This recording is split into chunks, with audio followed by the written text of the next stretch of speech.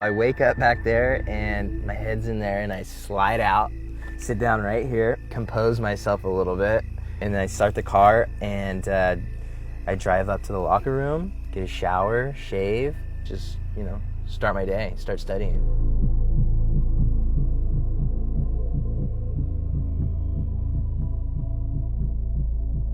If you don't have credit, if you don't have a lot of money, like how hard it is to get a place. Your parents, would they pay for an apartment here for you? Like if would they cover the cost?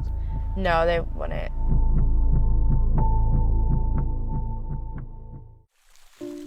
So this is your walk to school every day? Yeah. From the vans? Uh-huh. It's amazing. Yeah, it's very beautiful. Humboldt State has a lot of perks to it, like beauty of the campus.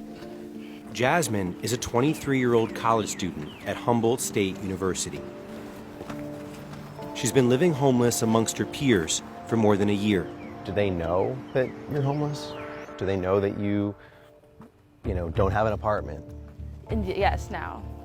Because I tell people, because that's how you find out who else is going through that. She's a senior majoring in kinesiology on a full-ride academic scholarship who carries what would be her bedroom closet on her shoulder. It's just like kind of a struggle. So show us what you got. You got your I got my running shoes, pants for the day, and some pants to run in. And like toothbrush, like you have everything Yeah, that's in here? all in my locker. California's unaffordable housing crisis, combined with the rising costs of a college degree, is putting many students in a tough spot.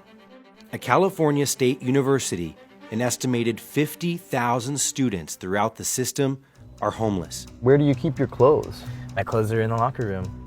Yeah, so I have 2 lockers, one for my clean clothes and one for my dirty clothes. Yeah. You have figured out a system of how to do this. This is hacked out, for sure. Nolan is a junior at Humboldt State, majoring in geology, but you'd never know that he's a homeless student torn between comfort and student debt. Is this what you thought it was going to be like? I didn't really have a super solid plan. I just knew that I needed to get up here and start school. And living in my car I just felt the best option for me. So on any given night, how many kids would you say are sleeping in the parking lot? On an average night, probably like 3 or 4 that I know of. Jasmine has furnished her van with many of the household goods she would want in her apartment if she had one. I keep all my kitchen stuff in this container. Can you pull that out a little bit? And then I keep all my black beans containers here. And your silverware. Yeah, usually I just get silverware from the school, like the plasticware, because it's just so hard cleaning stuff. And so this is from the neighboring van. Some people might look at this and say, this is wrong. It's wrong that students have to live like this at a California State University. The school should help educate students on how to apply for housing. Make it a mandatory thing that students know how to apply for housing. Why do you think there are so many homeless kids at the school? At this particular school, it's the housing stock, Airbnb, and also the policies and practices of the property managers in the area. A majority of our students are coming up here with no structure or foundation for them to settle. What about taking out loans to pay for rent? A lot of students, that's what they have to do. They take out loans, that pays for their living expenses. I'm on a scholarship. The thing is like I've turned in all those applications, I've paid all those fees, still didn't get any responses. I don't want that financial burden, right, coming out of school and having to worry about that right away. So it's like when you're feeding into the system and nothing gives you anything back, what do you do then? You're kind of just screwed.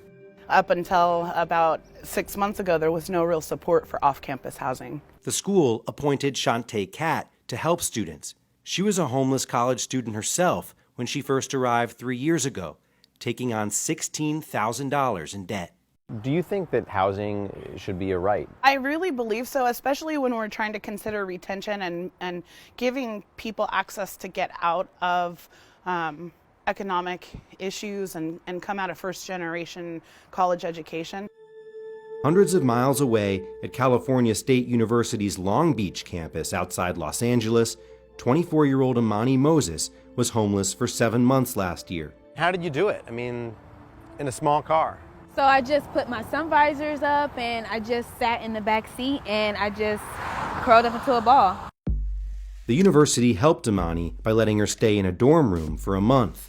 But this campus only has 6 temporary beds allocated for emergency housing at a school with 37,000 students. How many students do you think are going to need that every Yes. night? I mean, how many beds are you going to need? I honestly think it's in the hundreds in terms of how many beds we're going to need. The student body president says more needs to be done. Students, in order to qualify to be placed into an emergency housing dorm, basically have to prove that they're having affordability issues and then exhaust all of their financial resources, which include FAFSA, financial aid, and basically loans.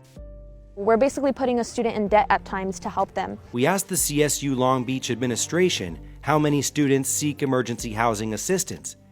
They said they don't know. But the numbers are significantly growing as awareness of their program has increased. Back at Humboldt, it's getting late, and across the parking lot, Nolan is getting ready for bed. Hey, man.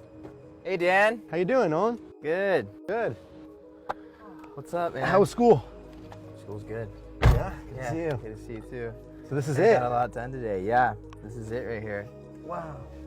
This is actually a big deal because you're my first house guest, actually. What do you see in the future for yourself? Staying true to myself and being a well-rounded person too, but I'm focusing on becoming the best geologist I can be so I can be hireable, right, at the end of it all.